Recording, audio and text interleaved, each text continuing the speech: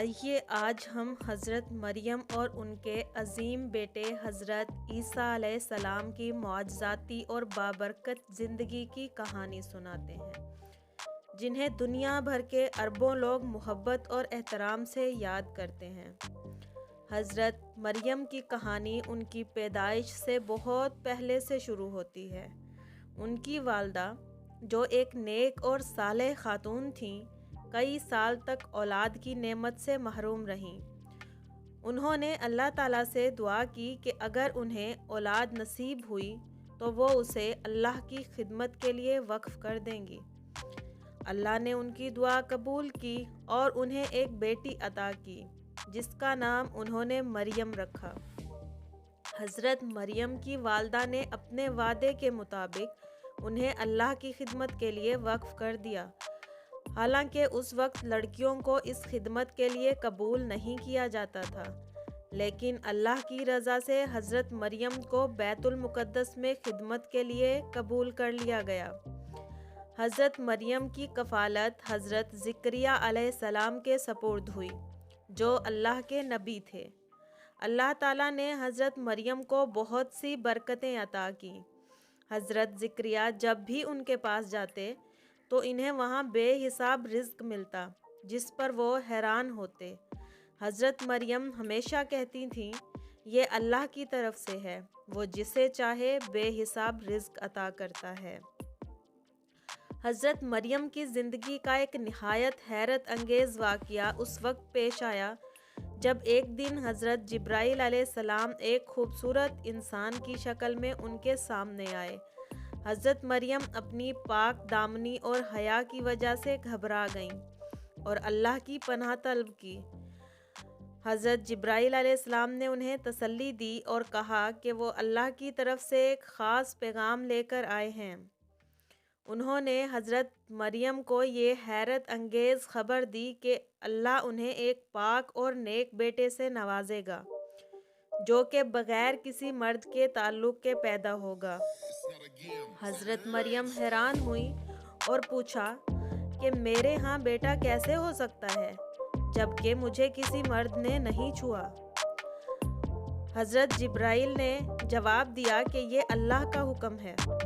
جب وہ کسی چیز کا ارادہ کرتا ہے تو صرف کہتا ہے ہو جا، اور وہ ہو جاتی ہے۔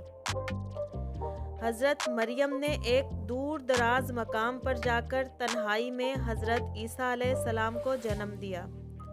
اس مشکل گھڑی میں اللہ نے ان کے لیے کھجور کے درخت سے کھجوریں اور پانی کا انتظام کیا اور ان سے کہا کہ جب وہ اپنے لوگوں میں واپس جائیں تو کوئی بات نہ کریں، اللہ خود ان کے لیے بولے گا۔ حضرت مریم جب اپنے نومولود بچے کو لے کر اپنی قوم کے پاس واپس آئیں تو لوگوں نے انہیں دیکھ کر حیرت سے سوالات کرنے شروع کر دیے۔ وہ حضرت مریم پر الزام لگانے لگے اور پوچھا کہ بغیر شادی کے ان کے ہاں بیٹا کیسے پیدا ہو سکتا ہے، جبکہ وہ ایک نیک اور پاک خاندان سے تعلق رکھتی ہیں۔ حضرت مریم نے اللہ کے حکم کے مطابق کوئی جواب نہ دیا اور صرف اپنے بیٹے کی طرف اشارہ کیا۔ لوگ حیران ہوئے اور کہنے لگے کہ یہ نومولود بچہ کیسے بول سکتا ہے؟ لیکن اللہ کے حکم سے حضرت عیسیٰ علیہ السلام نے بچپن میں ہی بولنا شروع کیا اور کہا، میں اللہ کا بندہ ہوں، مجھے کتاب دی ہے اور مجھے نبی بنایا ہے اور مجھے جہاں کہیں بھی ہوں برکت والا بنایا ہے اور مجھے جب زندہ ہوں نماز اور زکوٰۃ کا حکم دیا ہے۔ یہ قرآن میں سورۃ مریم کی آیت ہے۔ یہ سن کر لوگ حیران رہ گئے اور حضرت مریم پر لگائے گئے تمام الزامات ختم ہو گئے۔ حضرت عیسیٰ علیہ السلام کی پرورش کے ساتھ ساتھ اللہ نے انہیں بہت سے معجزات عطا کیے۔ وہ پیدائشی اندھوں کو بینا کر دیتے تھے، کوڑیوں کو شفا دیتے اور حتیٰ کہ مردوں کو بھی اللہ کے حکم سے زندہ کر دیتے۔ یہ معجزات حضرت عیسیٰ علیہ السلام کے نبی ہونے کی واضح نشانیاں تھیں۔ حضرت عیسیٰ علیہ السلام کی تعلیمات کا بنیادی پیغام یہ تھا کہ لوگ صرف اللہ کی عبادت کریں اور نیکی اور بھلائی کے راستے پر چلیں۔ انہوں نے لوگوں کو محبت، عاجزی اور انصاف کی تعلیم دی۔ حضرت عیسیٰ کو باتیں اور ان کے معجزات لوگوں کو متاثر کرتے رہے اور بہت سے لوگ ان کے پیروکار بن گئے، لیکن کچھ لوگ ان کے مخالف بھی تھے۔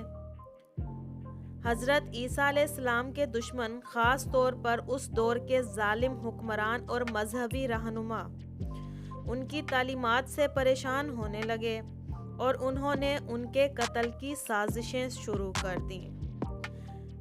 لیکن اللہ نے حضرت عیسیٰ علیہ السلام کو ان کے دشمنوں سے محفوظ رکھا۔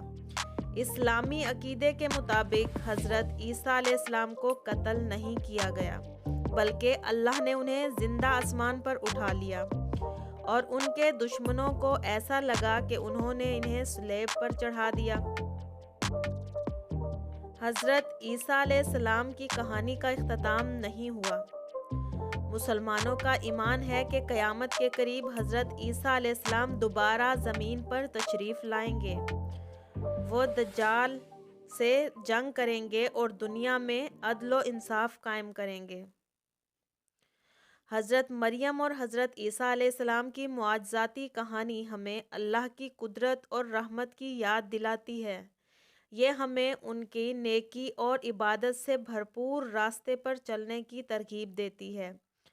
اللہ ہمیں ان کی طرح نیک اور صالح بنائے۔ آمین۔